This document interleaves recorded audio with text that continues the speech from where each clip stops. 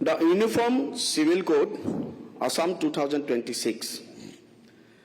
এই বিলৰ জৰিয়তে মাননীয় মুখ্যমন্ত্ৰী ডক্টৰ হিমন্ত বিশ্ব শৰ্মা ডাঙৰীয়াৰ নেতৃত্বাধীন অসম চৰকাৰে যি এক ঐতিহাসিক পদক্ষেপ ল'লে, এই পদক্ষেপৰ বাবে মই মাননীয় মুখ্যমন্ত্ৰী মহোদয় আৰু অধ্যক্ষ মহোদয় আন্তৰিক ধন্যবাদ আৰু কৃতজ্ঞতা জ্ঞাপন কৰিছোঁ।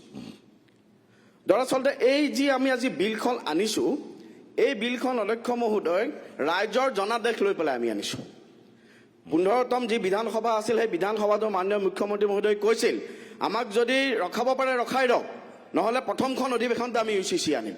মুখ্যমন্ত্ৰী মহোদয় কথা মতে কাম কৰি দেখুৱালে আৰু মাননীয় অধ্যক্ষ মহোদয় আমাৰ ভাৰতীয় জনতা পাৰ্টীৰ যি সংকল্প পত্ৰ আছিল 2026 চনৰ নিৰ্বাচনত, যি সংকল্প পত্ৰৰ ওপৰত অসমৰ কোটি জনসংখ্যাই এবাৰ ভাৰতীয় জনতা পাৰ্টীৰ অসম গণ পৰিষদ আৰু BPFক ভোট দিলে, প্ৰায় 100-200 আসন আমি জিকিলোঁ।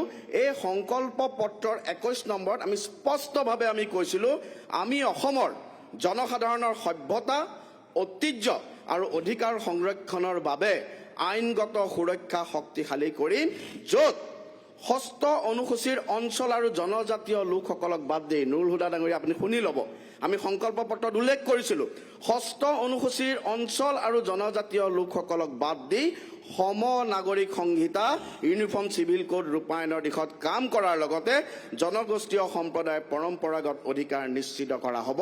কথামতে কাম মাননীয় মুখ্যমন্ত্ৰী ডাঙৰীয়াৰ নেতৃত্বত অসম চৰকাৰে এই বিল উত্থাপনৰ জৰিয়তে বছৰ বছৰ ধৰি চলি থকা এটা ইনজাষ্টিছ, মহিলাসকলৰ ওপৰত চলি থকা এটা ইনজাষ্টিছ আজি দূৰ কৰিবলৈ সক্ষম হ'ল। তাৰ কাৰণে মই নিজে অত্যন্ত কৃতাৰ্থ অনুভৱ কৰিছোঁ।